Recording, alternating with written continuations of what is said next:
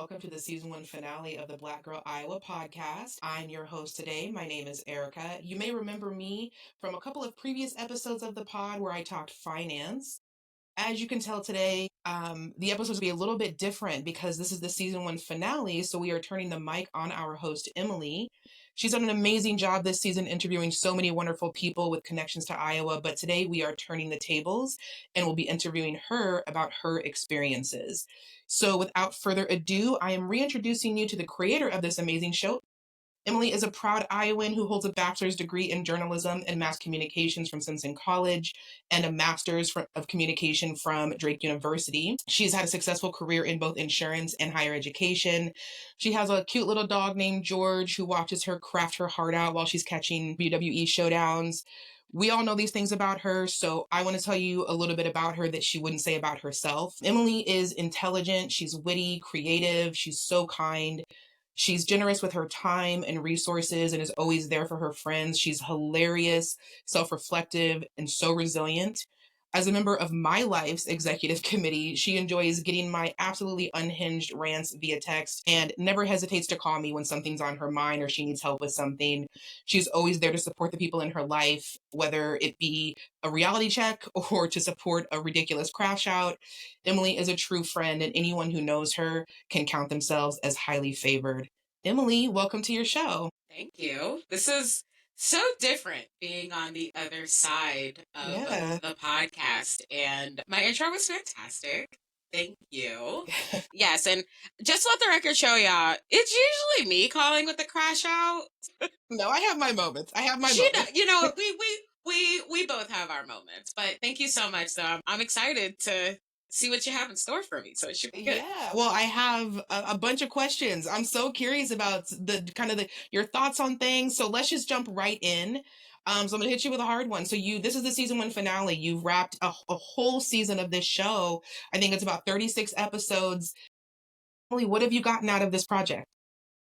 I have gotten a lot. So this is my passion project. This is my baby. This is something that, it was kind of like a eureka light bulb moment. I had said in my very first podcast, I knew I wanted to do something and create a space for Black women, but I just didn't know what it looked like.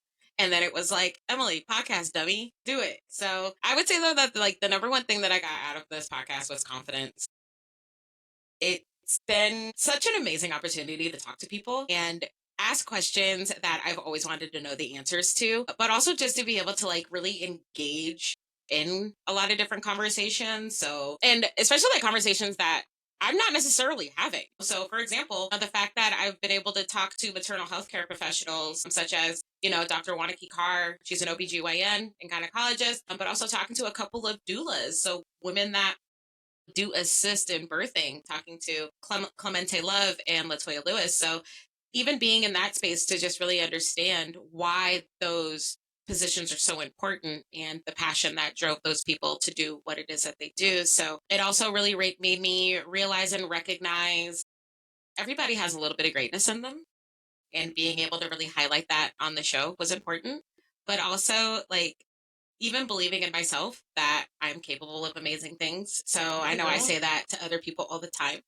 but this has been just such a journey, and it's really awesome to see my passion kind of come into fruition. So I would say like those are the things that I really got out of this podcast this season. Yeah, I would say from this side of it, I've noticed your confidence has just blossomed since you've been doing this podcast. Not that you were ever like really shy per se, but just a little bit more reserved, and being able to have this platform to express yourself and to share the stories of other people. I've noticed a big change in you. So that's been really nice.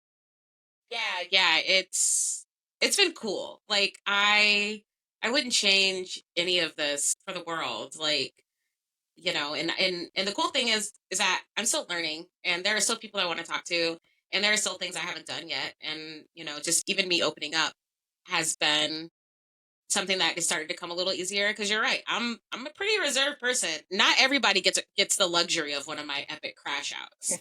You have to have known me for quite some time to really get you pick up the phone and it's like, okay, cool. So we need to talk, or the bitch, like I really have to know you Right. Yeah. to get that out there. So I'm really hoping to kind of bring more of that out in the podcast as I Yeah. wrap up season 1 and go into season 2. So That's great. You mentioned Wanakee Carr. So we went to high school with Wanakee, and her and I, we've kind of lost touch over the years. So it was really great to see her again. And this thing keeps playing in my mind, and I should let it go, but I haven't. On the episode that I was on with her, I was talking about, I think, the Federal Housing Authority or something to that effect, and I had used the wrong term for it. And she graciously kind of like questioned a little bit, like, is that the right thing? And I was like, it's fine. Girl, you were right. You were right. I was wrong. I was wrong. My bad. My go bad. ahead and Thank you give for Dr. checking Carr me. her flowers. She did it. She did Period. it. Yep. Yep, yep, yep, yep, And yep. that was a fun episode too. Yeah, Like it that was was a fun. really Yeah. fun one to play back. So Yeah. And it's so great to prepare see the others. somebody, yeah, prepare the others. Great episode. And it's so great, not just her, but just all of these wonderful people that you've had on the show, seeing like we're doing our big one out here. Like we're really doing it. Like it's been so amazing. Yeah, absolutely. Absolutely. So a lot of times you shared a lot of your personal journey on the podcast, especially kind of recently and some of the recent things that have been going on with your life. And sometimes those are things that a lot of us keep to ourselves out of, maybe shame or embarrassment, or maybe we think that no one's going to care about it or whatever reason that we keep those things to ourselves. But you have shared your journey with us. You have been very open about your life with us. How has that felt to have that platform, to be able to just talk about yourself and to be so free? I mean, it's felt good. It really did. I think too that one of the things that I've learned over the years about why people might be like more reserved, and a lot of it is just they're either not ready to share or they just flat out don't want to. I Hmm. think that me sharing parts of my life and my story and some of the things that I've gone through recently, especially, was really about me saying it out loud, not necessarily for someone to say it out loud also, but just for them to feel more comfortable in it and for them to Yeah. understand that they're not alone. I think a lot of the times we essentially force people to be open. But if we really look at the society that we live in, our society is not open. Our society is very reserved. Our Yeah. society thrives off of cultivated content, right? And so I feel like with this podcast, if you don't want to share something, you don't have to. But just know that I did. And if and when you choose to share a part of your story, there will be people here to support you and listen and love on you and continuously make sure that you're okay. I do think though that I know for myself, like I respect the people that are like, no, I don't want to share that part. I don't want to talk about it, things like that. That is totally fine. That is definitely something for you. For me, this is all a part of my healing journey. And I also felt like for a little bit on the podcast and to produce 36 episodes was major. But one of the things that Courtney Perry, she was on episode 2. She's one of my mentors. And one of the things she said was, you need to share more about yourself in season 2. And she didn't necessarily mean I need to start sharing all my deep, dark secrets, but sharing some of the things that are important to me that I haven't shared. Like, for example, I love to craft.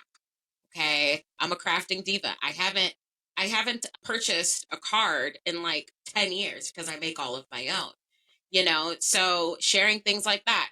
As you said in my intro, I love WWE. I'm a wrestling girly. Okay. I also love to read. I'm very passionate about higher education and making sure that students know that if they don't want to go to college, what other avenues can they be taking to really be able to build and make a life for themselves. So really talking about some of those things moving forward, I think is going to be really important for me.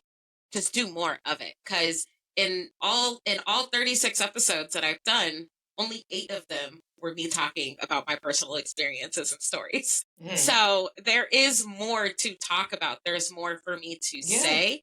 I know I'm ready to say those things, and it's really all about timing and how I decide to kind of get it all out there. But it's been great. I have had a couple of people say, I really appreciate your episode about politics, or your episode about journaling. I went out and got me a journal, and I don't do it as often as you do, but I am doing it. So you know that's really awesome to make that connection. And I think by sharing more of my personal story and my personal journey and some of the things that I've been through, will kind of help create more of that connection, I feel like. Yeah, I definitely agree with that. I think sometimes a lot of us think that, like, oh, this thing isn't that significant, or maybe I'm the only one that's going through it. And it just takes hearing someone else talk about it. You're like, oh, I also love WWE. Oh, I also, Yeah, so that's really nice. yeah, Was absolutely. there anything in season one that really surprised you, whether it's as the host creating these episodes or maybe a guest really surprised you? The thing that really surprised me was how easy it was to get back into this mindset. So, I've mentioned before, so my senior year of high school, I took radio and TV at Central Campus. So, the only way I could take the class was I had to go to summer school. So, the summer before senior year, I had to take econ and government. I couldn't miss a day, and I had to go to school during the summer, which, as a 17-year-old, who wants to do that? But I did it That sentence. Yeah, it's because, the yeah, worst. but I did it because I really, really wanted to take this class because there was just something about learning about broadcast media, learning about journalism that I was really interested in. And during that class, I had a radio show. I think I was in class for maybe a month. And then I started on the radio and I had Blazing in the morning from 7 a.m. to 8. And then I had, oh God, what was our show called? It was me and John Tell. Shout out to John Tell Harris. We had a show in the afternoon, part of Hip Hop Fridays. And having a show was one thing, but we were also the ones that, had to do the fade in, the fade out. We had to pick what songs we wanted to do. We had to, if we were going to have a guest on, what questions were we going to do?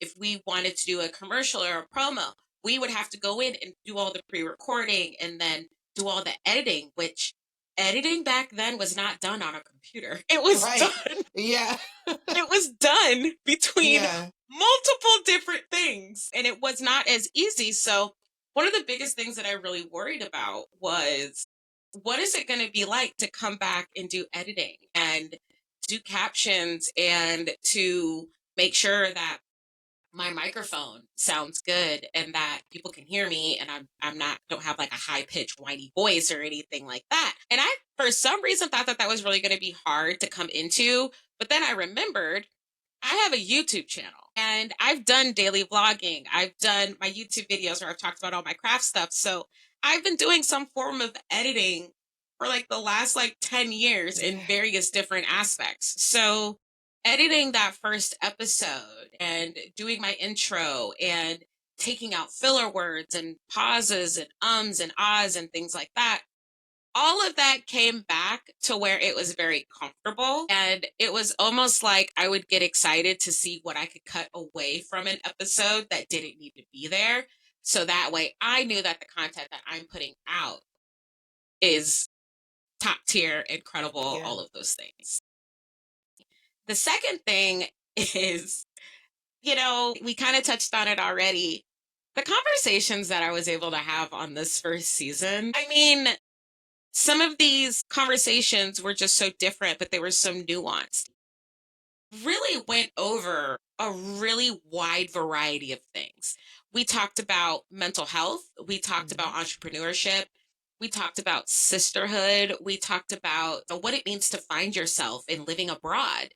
We talked about healthcare, we talked about politics, we talked about civic engagement and staying involved with your local communities. We talked about so many different things, and it just really reminded me of how important connection really is and how we share stories. Yeah. And it really also reminded me how close knit the Black community is in Des Moines and how when I was younger, it was annoying that everybody knew everything. You know what it's like to walk into a store and you're Doretha's daughter, aren't you? With this face, With I look like this my dad. If nose? I had a beard, I'd be my dad's twin. You're Let like, me who tell walk you up to me and say, "Are something. you Gary's daughter?" You know I am. Why are you asking Yeah. me dumb questions? Yeah, I And hate it used to annoy me to where it was just like, oh, you're Larry and Doretha's daughter, aren't you? Yep, it. The worst. sure am. Yep, I absolutely am. But now that I'm older, it's actually an awesome connection because people know my family. But now it's, yeah, you're Larry and Doretha's daughter, but didn't you just graduate? Or you went to Roosevelt, or you know so and so, or you know what I mean? And also, too, when I'm attending different events like the Power Summit or like the Black Women for Healthy Living Health Conference or something like that, it's you remember seeing people from different things. Hmm. And because I've seen people from different things, I've been able to bring some of those people onto the podcast. Yeah. And even now, when I see them out, or sometimes we'll go for coffee, we'll go for drinks, or hey, we're having a meetup. Do you want to come? It's just building like this whole other space. And it's so awesome to have all of these wonderful conversations turn into organic relationships with Yeah. people. And that is not something that I was expecting. One of the reasons why I went to Stories to Tell My Daughter is because I had Latoya Lewis on the show, and I had interviewed her. Her episode actually came out a few weeks ago. But the crazy thing is that Latoya gets her locks retwisted by my friend Ashley, who's like best friend. Yeah. So we had a connection already there. And then she sent me a message and said, hey, I'm going to be speaking at Stories to Tell My Daughter. I really think this is going to be a great event. Why don't you come? So I went. That's just kind of what's starting to happen. And it's something that I didn't expect. I didn't expect to gain more relationships, more friends in all of this. And it's been really awesome to create a space in the community for myself Yeah. and be able to build upon those things based off of my podcast. So it's been Yeah. really great. And that's amazing because I think a lot of adults, it's so weird to try to build community. It's like, It's when you're a so little weird to get kid. to have friends, to have new friends. Like when Like, you're how weird it is? You can't just go up to someone and be like, hey, I like you. You like me? exactly Do you like want you to would be look friends? We nuts. can't Like do that when anymore. you're a little kid, you can run up to someone and be like, "Hey, what's your favorite dinosaur?" And then you're best friends forever. But as an adult, like you would get locked up for that. So it's really weird. But you've built this platform where you're like, "Well, this is my make new friends platform also," and it's amazing. Yeah. And I mean, Erica, like we bonded because we loved boy bands. Don't We were I wish 11 you would years old. stop telling people that. I Listen. will never, I will do no such thing. You may be the host now, but I will always tell the truth. I just saw this clip on TikTok where this young man was shown a picture of NSYNC and he was supposed to guess the band. Do you know he said the Beatles? I worry about this next generation coming up, Yeah, but I'm it's same, okay. It's same. okay. It's fine. It's fine. Um, yeah, like it's like I said, I it's just not something I was really expecting. I was Yeah, expecting to have great conversations. I was expecting to have a show and have people listen and get something out of it, but I didn't expect kind of like that outward community yeah. happened. And I've had instances where like I've been out and I've seen someone and they're like, "Oh my God, have you met Emily? She got a podcast. It's dope." And I'm like, That's great. "Thanks." Yeah. You know what I mean? So it's it's been really cool. It's been I must awesome. have told 12 to 13 people today that I was going to be on my friend's podcast. And I kept saying my friend's podcast. I'm sure they're sick of me, but it's fine. It's fine. Listen, You let got them some be new sick of you. listeners. So, Yeah, yeah. Let them be sick of you. And thank you for listening, everyone. yeah. Hey. That's amazing. What would you say? So, thinking back on different episodes, and I know which parts are my favorite, which interviews are my favorite. I'm not going to ask who your favorite is because obviously it's me. What would you say has been your proudest moment when doing this? Of the podcast was interviewing my dad. Okay, Hands yeah, down. that was Hands a great down. episode. Yeah, episode 4, fathers and daughters. That was my proudest moment. My dad is someone that I have always held at a really high regard. Like I've told you, Larry and Doretha, I will catch a case for. Yeah, Period. Have no problem because they mean the world to me. yeah, I think they can fully admit that they aren't the greatest parents, but to me, they're the best parents I could have gotten in this life. And I think I have always heard about my dad's journey to Iowa, right? I've always heard about the pact that he and his friends made. They came out here and they drove all night. And when they got here, they had nowhere to sleep.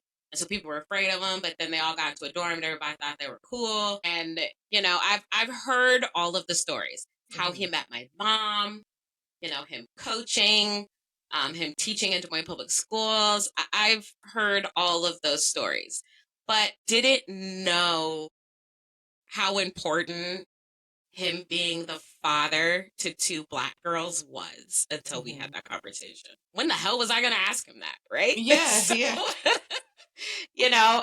so just to have that conversation with him and to know also that like, and my parents, like, they're not mushy people, whatever, and I'm not a hugger. So what does that tell you, right? yeah, But like, to know, I had asked him on the show, like, what was your proudest moment? And he said, like, watching you and your sister being born. Like, yeah, that's when I knew, like, I had to grow up.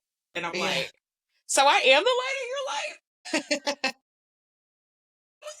And like, but to know also that all of that would have never happened had he not made that decision to come out here. It was fleeting. It was just something that I wasn't expecting my father to say, but now that he had said it, I understand why he raised me the way he did. I understand why he always drilled into me to do well in school, and you don't have to be the best at sports, but at least try, because I was terrible at basketball. I was horrible at track, but I still tried. And he always wanted me to really look into things that I really enjoyed. And that's why anytime I wanted to try something, he had no problem letting me try it. Like, and not a lot of people know this, but so well, most people know, like, I played the violin, right? Like, me and you played together in middle school. So I played the violin for about 10 years, and I'll never forget this. I remember I came home from the 5th grade one day, and he was like, "How was your day?" I was like, "Oh my god, like, I think I want to be in the orchestra." And he was like, "What are you talking about?" And I was like, "Oh my god, like, I got to play the violin, and it was so cool." And I just remember, like, going off about it, right? And so my dad at conferences, like, a week later, came and was just like, "So what's this about my daughter wanting to play the violin?" And the teacher was like, "Yep, like, she's been in the orchestra class and she's been loving it. So we think that that would be something really good for her."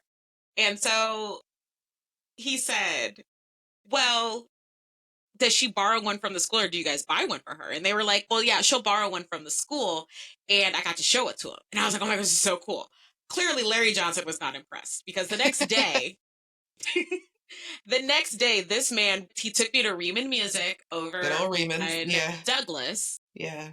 and he bought me a German handcrafted violin. Oh, that's amazing. That thing was like $1,200. I'm like, He really and loved I'll you. never forget, my mom was like, "But what if she doesn't want to play Right. after Like, a that's a while?" gamble. And my dad was like, "Doesn't matter. She's going to play on the best." So, Oh, and I just remember that about my dad, is that, like, he always made sure that, like, if I was going to try something, I had the best. Like, I had the best basketball shoes. Like, I had the Dennis Rodmans, because clearly and it's Rodman. yes. Well, I really like them because they had like this red sunfire thing on the side. Okay. And my dad was like, "You're going to be a rebounder." And I'm like, "Okay, I'm not that tall, but whatever." But am I? Well, we'll see. Yeah. So he got me like really awesome basketball shoes when I wanted to run track. He got me the best cleats money could buy, and I was terrible. I was a junior and I ran JV. Like, I was horrible. I had abs. I There had you go. abs. But like, I wasn't good at sports. But he made sure that I wasn't going to struggle. And even when it came down to me going off to college, getting married, doing all of these different things, my dad has just always had my back. And something that he said on the on the show, it really like made me think. He said, and I wrote it down. He said, "When you stop having opportunities, you stop dreaming. When you stop dreaming, you stop thriving." And he's just always encouraged me to do the next thing. And so that conversation I had is was just such a proud moment for me, and it really reminded me that, like, even though I get on his nerves and I be calling him crashing out too, um my dad loves me, and I really got lucky with that one. Yeah, definitely. I don't know if we mentioned this on a previous episode, but your dad was my driver's ed teacher, and that is a terrifying man to have in the passenger seat with you. So, but Mr. Johnson, I got my license. So Period. And she's kept it. Clean record. No ticket. That's not. Yeah, we'll go with that. She still Sure, has sure, her sure, sure, license, sure. Dad. I You know still have what's it. I still have it. I did fail driver's ed, but I got the license eventually. That's the important part. that's the important part. That's fine. Wait, It's fine. wait, so my dad failed you? Mhm. Okay. I failed. The Well, only part that I did well in was parallel parking. hey, Somehow, I'm listen. still a boss at it. I can still parallel park in one try. Me too. Turning Me too. corners, Not so made much. mm-mm, Wow. I'm no gonna wide talk to him about turns. that. I'm like, Dad, why'd you fail Erica? Yeah, Mr. Johnson, don't tell What's him I going said on? that. I don't. Well, He's he's gonna very listen to the sweet, Mr. podcast, so Oh, it's totally fine. He's hi, gonna Mr. find out. Johnson. I'm You wanna sorry. know what's funny though? Is, so my father, he's a retired driver's ed instructor now, so he did it for like 20 plus years. A lot of Mm, people had my dad on the remember my power ranking in high school? Remember?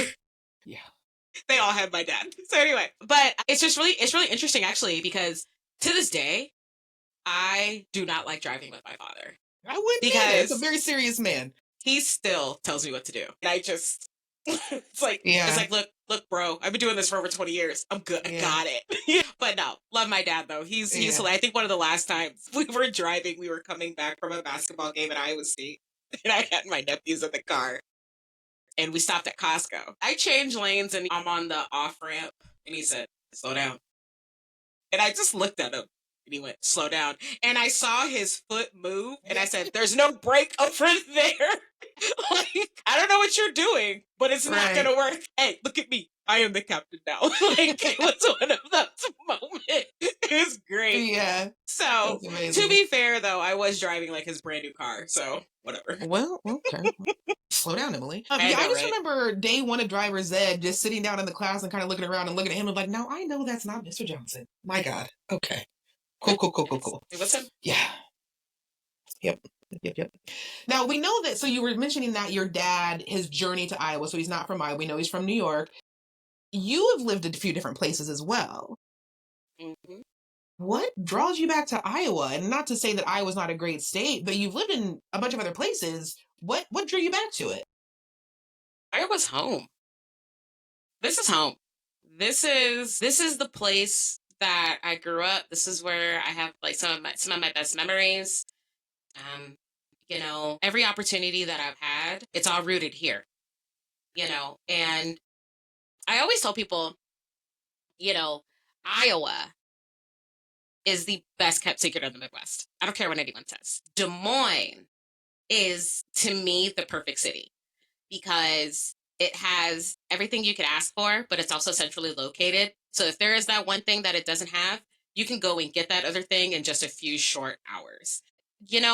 I think that with me living all over the country, I lived up in Wisconsin, I've lived in Wyoming, I lived in Arizona for a little bit.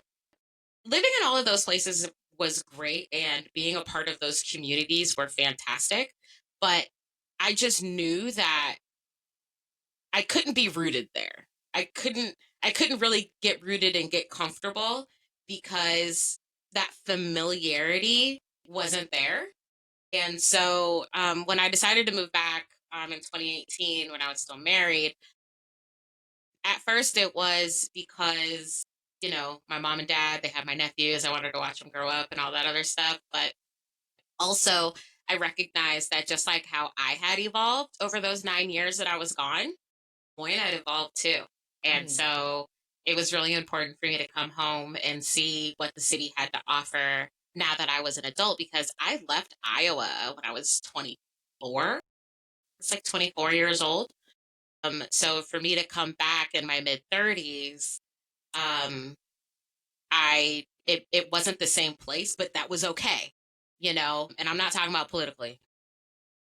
Mainly it's not I'm not going to do Yeah. that. But socially and just to see all of these new businesses and these new people and I really feel like the black community really had like this really awesome like resurgence and I wanted to be a part of it. So for me, coming home was never something that I was never one of those people that said I'm leaving Iowa, I'm never coming back. I always knew I'd come back at some point. I just didn't know when. Guilty as charged. You're 2 hours away, be quiet. I'm still not in Iowa, though. I'm still not in God. Iowa. Anyway, you're you're in southern Iowa. That's what I'm gonna call it. Whoa! Northern Missouri. Fired. Wow, wow, wow, wow, wow. I'm Pew, telling everybody here pew, you said that. pew. Wow. Direct hit, ladies and gentlemen. I mean, I'm gonna start a it Black Girl Missouri podcast. I'm not, but listen, let's go. Let's there's like go. 3 of us here. There's not enough people to have on the show. There's There only a is. few. There's I promise you. I promise you there is. We'll talk. Corporate speak. We'll take that offline. we'll We'll take put a it. We'll pin in circle it. back. Put it in the parking lot. Right. But this is home. I can't necessarily say that like I'm gonna live here for the rest of my life because you never know. Mhm. But for right now, where I am at my big age of 39, this is where I want to be, and I Yeah. couldn't imagine being anywhere else. I love that. That's great. Awesome. I love it. Well, what do you think? So, living in Iowa, being born there and coming back there, what do you think has been the hardest part about being a Black girl in Iowa? Hmm. Well, I think it's kind of like in waves. When I was younger in adolescence, the hardest thing about being a Black girl was being proud of who I was, but like being okay to be around everyone else, right? So Mhm. being palatable for white people, that was really hard. And it was also really frustrating because I felt like having to learn how to code switch at such a young age, I just don't really think it's fair because you Yeah. lose who you are, and you don't really understand what it means to be like your authentic self, which is Yeah. really frustrating. Also, I think the hardest part now and even back then about being a Black girl is understanding where your place in the sun is. Everyone wants to shine, and it's really hard to shine when you live in a society that prioritizes whiteness, when the standard of beauty is nowhere near you and you're never going to be able to achieve it, right? I don't have porcelain skin and long straight hair. I'm a Black girl. I have horsey hair, and I didn't have any boobs back then, but I had a big butt. Still have a big butt. So that European standard of beauty, I was never going to be there. But you still want to be recognized. You still want to be validated. And it also just really was hard because it was almost like nothing I could say or do was going to be good enough for the white girl that was standing next to me, right? We were always going to be compared, and they were always the superior, and I was always on the bottom, right? And it's not like I could say anything back then. You just kind of had to take it for what it is, know that you'll never get the benefit of the doubt, but know that you're always going to have to work twice as hard to get half as much. I would say that like that was definitely like the hardest part about growing up in Iowa, and being a Black woman. I think now that, again, that like I'm at my big age, I think the hardest part about being a Black woman right now is just always being under a damn microscope. Mhm. Oh, and also being okay with standing in your truth and being authentic is another thing, because not everybody is going to receive that. And it sucks because you just want to stand in your purpose and be the person that you've always wanted to be, and Yeah. also be the person that your parents raised you to be. Yeah. You know what I mean? But at the same time, also understanding that I don't always have to be the strongest person in the room. I'm not always the one that has to volunteer for something. I'm not always the one that has to uplift everybody else. I deserve the soft life. Didn't I just call you the other day? And I was like, girl, I'm over here drinking wine, eating animal crackers, and Yeah, I'm loving girl. life right now. Right. Yeah. And it's because I'm not putting my cape on for nobody but me if I don't feel like it. And I would say that like that's the hard part, because there is the urge to do so, but I'd rather just put the cape on for myself and take care of myself, so that way I can truly and always be my authentic self and then be there for other people when they really need me. Um, I will say that Des Moines is definitely changing in that, unlike when I was younger, there wasn't like a lot of community, but there were like, unless like I was at home or at a friend's house, that's where like I could really like be myself, right? But now there are so many amazing Black women in Des Moines doing amazing things and creating spaces for Black women to feel comfortable in. And that is amazing. That is just something that like I wish I would have had when I was younger. But now that I'm older, I'm so happy that it's here. So like for example, like the Power Summit is coming up. I'm going to that in a couple weeks, right? And there are just so many other different things that are happening for Black women for us to kind of be together and be ourselves, that I'm happy about that. And it doesn't necessarily make it easier, but it's nice to know that there are other Black women that know what it's like, that know what I'm going through. Yeah. And when we get into those spaces, we don't have to talk about it. Yeah. We just get to be. Yeah. And that's top tier. Chef's kiss. Yeah, I think that people really underestimate the value of a safe space like that and a value of community because you're right. Growing up, that closeness just wasn't there. We had to your point, we had to learn to code switch at a really young age. And that can be something that is hard to even turn off as an adult because you grew up that way. You grew up pretending to be a different version of yourself so that you were Mhm. palatable to the majority. And that's a very tricky thing to do. And it's a very tricky thing to shake. Mhm. But I think one message that a lot of Black women especially need to hear is Black girl, rest. Man, It's okay listen, to rest. You don't have to be the hero. You don't have to put on that cape. It's okay to rest. that part right there. Black girl rest. And that is something that, being where I am right now and knowing that I'm not in a romantic relationship, I'm divorced, having that rest now means so much more than I Yeah. ever thought it did. Yeah.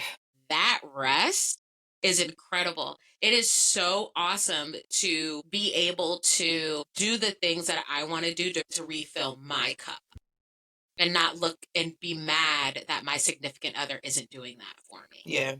You know what I mean? It's an incredible feeling. And also, let's just go ahead and just put it out there. Rest is what you make it. Okay? Hmm. So, my version of rest is walking around in my underwear, eating animal crackers, watching Batman the animated series all day. Yeah. Totally fine. That's my rest. But someone else's rest could look totally different. Yeah. It My could, rest is laying in the bed. I'm in the bed. So if I'm not part doing something, I'm in the bed. that So part, right? yeah. But, for other Black women, your rest may look like, you know what? I'm going to take a step back. I'm going to go volunteer and I'm going to go do this. Hmm. Or, you know what? I'm actually going to go to this coffee shop. I'm going to read and I'm going to recharge. You know what I mean? So some are acts of service to others, some are acts of service to yourself. But regardless, if you see it as rest, as you see it as a time to recharge, then you should be able to do that in. Yes. That is Yes. the most important thing. Yes. Black women should be allowed to rest in peace. Yes. Yes. So important. Absolutely. Absolutely. So you mentioned community, finding community. That's one of the best things about this podcast is you're creating community. But what would you say is the best thing about being a Black girl in Iowa? We talked about some of the struggles. What is the best part about it? What is the best part about being a Black girl in Iowa? I'd say that I had seen a TikTok the other day, and it was just like, why is it that when you see Black women hug each other, it's like they really get in and they really Yeah. embrace, or like you hear them yell, "Hey, twin," like, or Yeah. just something like It's the that, best. right? Yeah. That right there is the best part. Yeah. And especially in Des Moines, because when we see each other, it's all love. Hmm. It's all just such a wonderful feeling. And just like what we already talked about, the way that we support and amp each other up. And that is what I love. I really love how we have been able to build this really strong community, and we're now able to support each other, not only by going to different events, but also supporting each other on social media. Yeah. So, it's like if I see Brienne Ward, who was on the show, if I see that she is doing something with Forward Consulting, I'll share it. If I see that Glow Rose, who was also on the show, is putting out another book, I'm sharing it and I'm hyping it up and I'm saying, go check Yeah. this girl out. And then when we see each other in person at an event or just out in the wild or for coffee, it's almost like we're like picking up the conversation where we left off. And I absolutely love that. And so Yeah. I would definitely say to see the continued support is the best part about being a Black girl in Iowa. I also think that there are starting to become more spaces where we wouldn't think that we are accepted, that Hmm. we're being accepted. I'm starting to see like more Black girl gamers coming out in Iowa, Yeah. cosplayers, writers, motivational speakers, like, and to just see us out in the wild doing all of the Yeah. things is so fun. So it's just, it's seeing what everyone else is doing, celebrating what everyone else is doing, and then knowing that like you're a part of it Yeah. is like my favorite thing for Yeah. sure. And I know one of the things that your show has done for me is it's encouraged me to step further into those black spaces and to also seek them out. Where I live, they're not super common. So I've done that a lot in the digital space. So you had mentioned cosplayers, and it just reminded me of this Black Nerds group that I'm in on Hmm. Facebook. And it is so beautiful to see. There's like, I think maybe like 4,000 people or something in this group. And it's a bunch of nerdy Black people just having the time of their lives. They're cosplaying, they're talking about the different shows that they love. And it's all kinds of nerds. It's not just like, like anime nerds. It's also like finance nerd. It's also, book nerd. It's also scientist nerd. And it's so wonderful to be Hmm. in community. And that's something Hmm. that your show has done for me, is to encourage me to lean into those Black spaces even more Hmm. and find my community. And it's been amazing. Yeah. Yeah, absolutely. It's great. And also too, like you're just able to also find people that you can really confide in, Yeah. and also figuring out like just the different ways that you can support people as well. I think is really I think is just incredible, because when you support people, it always comes back tenfold. Mhm. And I, again, it's not something I expected, you know, but I'm happy that it's happening, and that this community is being created, and Yeah. it's kind of growing, and doing all the things. If you could go back in time just 2 years, which for most of us is not that amount of time, but you yourself have had a pretty significant evolution in who you are and the things that you've experienced in 2 years, what would you tell yourself 2 years ago? Let's see. So this time 2 years ago, um, let's see, what year is it? Is it 2025? 2025? Yeah, girl. 2023. Okay. I'm actually okay. I'm gonna take it back one more year. I'm gonna say three Okay. Yeah. years. Okay. 3 years ago, um, I at this time I had just left my ex-husband, my now Mhm. ex-husband, and I moved back with my parents. I was pretty low. I had no money. Mhm. All I had was George, to be completely honest. I had George, I had my car, and it was really scary because, like I had been with this person for 17 years, 11 years married, and I was really scared to leave, but I knew like that it was like the best decision that I could have made for myself.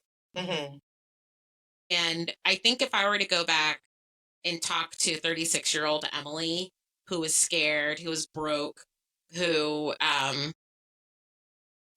was just really unsure of herself, I would definitely tell her kind of like what I already said. Like, you, my dear, are capable of amazing things. You're going Yeah. to do some really incredible stuff. Yeah. This is your time. So if there's something that you want to do, do it. And I remember when, and I think I showed you this. I posted it. I know I posted it, but I remember sitting at my parents' house and thinking, I'm 4 years away from 40. I have a car, I have a dog, I'm living with my mom and dad, I'm gonna about to go through a divorce. I remember just asking myself, like, what do I want to do? Mhm. And I did a bucket list. I made a 40 before 40 bucket list. Hey, can we hear a And couple of those? yeah. So one of them was to apply and graduate from grad school. One was to go to an NFL game. Check. Another one was to do a wine and canvas class. Check. Check. Okay. That's amazing. um, a couple others were like, I want to be able to go to the Coach store and buy my own bag and wallet, because I always get hand-me-down Coach bags from my mom, which I'm not complaining about. But Right. how awesome would it Ask her, can be? I get one of those? How do I get on the list? I'll be sure to ask. You're like the third person that wants to be adopted by Doretha Johnson. But yeah, so I other things that I put on there, like, yeah, the Coach bag. So another thing is I really want to go to a WWE pay-per-view event one day. I just started to think about all of the things that I said I wanted to do when I was married, but for some reason my ex-husband was just like, no, we're not going to do that. And once I got those two or three things on the list, I was like, okay, cool. So, but Emily, what do you want to do? Yeah. And it was really important for me to write that list, because I didn't necessarily know what was going to happen in the next 2, 3, 4, 5 years, but I at least knew that whatever it was, I was going to have complete control, and it was going to be up to me. The only person that's going to be making decisions for me is me. And I don't have to worry, about anybody else. I mean, I'm going to worry about George, but, that's about it. Right. So, it's really stuff like that I really think about. I think about the last 3 years of my life. I didn't think I was going to go through all of this. Yeah. I really didn't. It's a lot. It's a lot, but I'm happy that I did because it's definitely shaped me into who I am now. And I think about young me and the person that I am now, and I think about maybe like younger Black girls that might be listening or other Black women that might be listening. And again, we said it on the show multiple times. Like, if there's something that you want to do, if there's a community that you think needs to be built, do it. I know that there are Black women that love to read. I know there are Black women here that love to do makeup tutorials or cook or game or list or read manga and comic books. You start the community, build the community. Yeah. Just like I said, I'm capable of amazing things, so are you. So all of those things have just been like really, really important and to me in these last couple of years. And like I said, I wouldn't change anything for the world.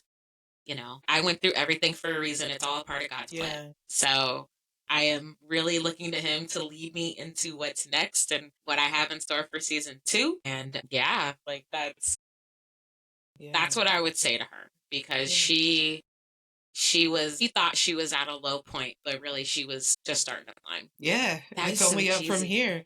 No, it's only up from here. It's so cheesy. Oh my God. I love it though. It's cute. So having gone through all of these things kind of recently, but also just kind of reflecting on your journey since childhood, what's maybe a piece of advice that you would give to other Black girls, whether they're in our age bracket and trying to figure things out, or maybe younger Black girls? What's some advice that you would give? Yeah, I would definitely say like I want to say something like super cheesy, like follow your dreams, but it's just like, how do you follow a dream if it hasn't been recognized yet? How do you know what it is that you love or that you're passionate about if you really haven't even thought about it?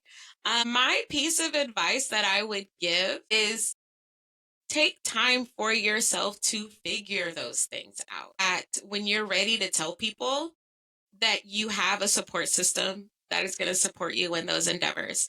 I mean, at the end of the day, I can fully acknowledge that not everybody is cut out for the same thing. But I really think that life is an individual sport. And really you should be doing what it is that you want, but take time to really sit down and recognize what it is that you are passionate about and what it is that you want to do.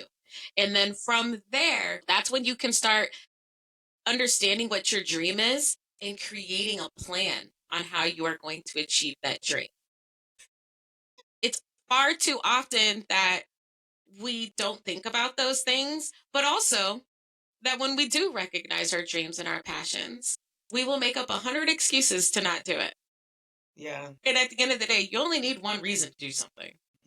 Just one. Yeah. Sometimes I wish I would have gotten there a little earlier. Sometimes I wonder what it would have been like to start this podcast 5 years ago, 6 years ago, 10 years ago, instead of right now. But I also can fully recognize that I hadn't recognized my dream yet. So what was the point, right? I would just say, just give yourself that time and space to recognize those things. And the thing is, you don't have to recognize that dream tomorrow. You don't have to recognize it 2 years from now.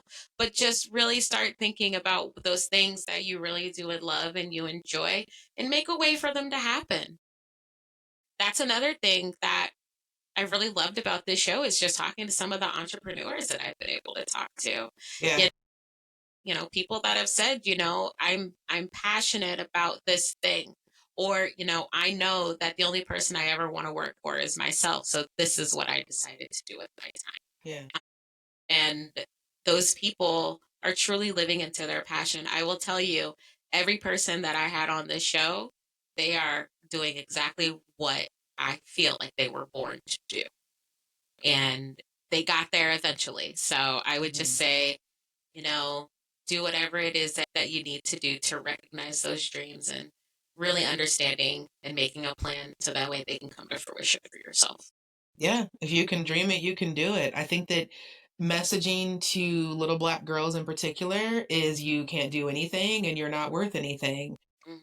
But if they can understand that, like, if they can think of it, they can do it. You just got to do it. You got to put in Yeah. the work and do it.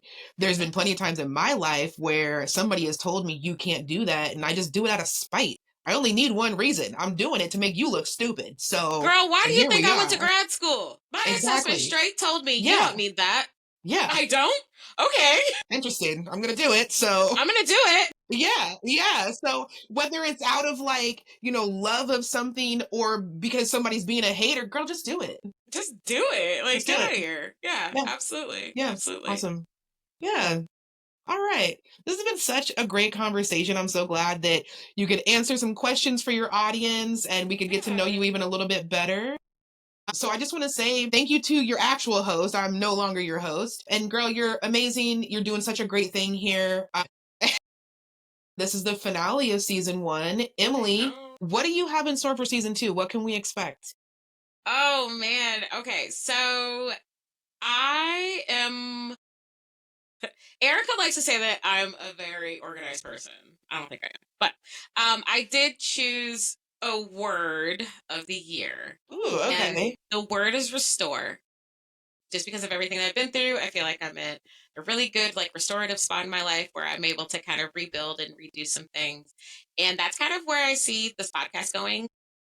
Um, Coming up, so I'm taking a 2 month break, and I'm gonna rest, but also I'm working on bringing content for season two that is about restoration, but also still is celebrating the stories and the experiences of Black people here in Iowa, but also really helping people find their communities. So I've had some really awesome conversations with people that have done exactly what we said. They said, "Wait, we don't have this here. Okay, cool, I'll do it." So it's been really cool to have those conversations with people. I think now it's really about understanding where those connections can be made. So that's something that I'm bringing to the show. I'm also going to kind of like what we already talked about, bringing some more personal elements to the show where I'll be talking about some things that I'm passionate about outside of the podcast and outside of work. So, also just doing more things that, again, are bringing my personality is coming out a little bit more, my personal story. And I'm really excited for season two. So, Yeah. that's really what I have in store for season two. Season two, I'm really hoping to launch in June. I haven't finalized a date yet, but it's coming up. Well, I know there's plenty of listeners that are really looking forward to it. We're going to miss you for the 2 months that you are at rest. So I can't wait to see what's in store. I can't wait to hear the new episodes. Yeah, thanks. Thanks. Yeah. All right, folks. Well, that is our show. Thank you to our real host. I'm no longer your host. This show has been so amazing. It's given so much to the community. Thank you, everyone, for joining us. And, have the day you deserve. Period. Absolutely. Have the day you deserve. I All love right. that. Thanks, Emily.